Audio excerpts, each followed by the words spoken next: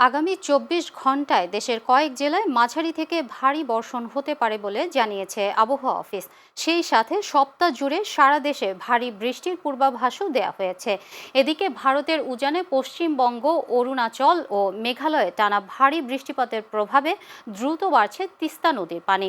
আগামী ৪৮ ঘন্টার মধ্যে বিপদসীমা অতিক্রম করতে পারে তিস্তা নদীর পানি। এ অবস্থায় লালমনিরহাট, নীলফামারী, রংপুর, কুড়িগ্রাম জেলার তিস্তা নদী সংলগ্ন নিম্নাঞ্চল প্লাবিত হতে পারে।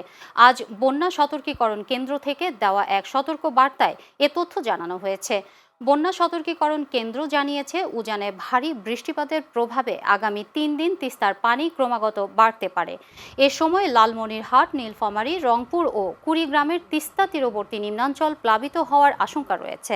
এছাড়া ধরলা ও দুধকুমার নদীর পানিও সতর্ক সীমার কাছাকাছি পৌঁছাতে পারে। আমাদের প্রায় ২-৩ একর জমি চলে গেছে, আরো যাওয়ার সম্মুখীন। তাই আমরা আগামী আমরা অন্তর্বর্তী সরকারের কাছে বা পানি উন্নয়ন বোর্ডের কাছে আকুল আবেদন যে আমাদের এই জমিগুলো যেন বাড়িঘর যেন রক্ষা হয়।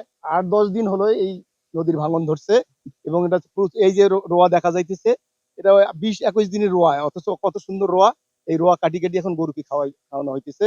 যে আমাদের এই জায়গাটা ভাঙলে কৃষিতে এত ব্যাপক ক্ষতি হবে এই এলাকার। এখান থেকে রবি শস্য, বাদাম, আবার তরি তরকারি সব এই জায়গাটাতে খুব মানে খুব ভালো ফলন হয়।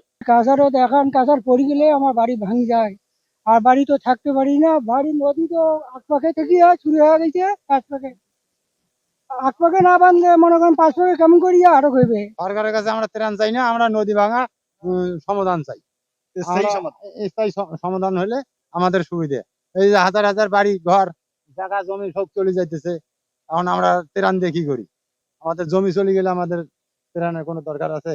আমার কোনো থেকে যাবারও জায়গা নেই, থাকা নেই।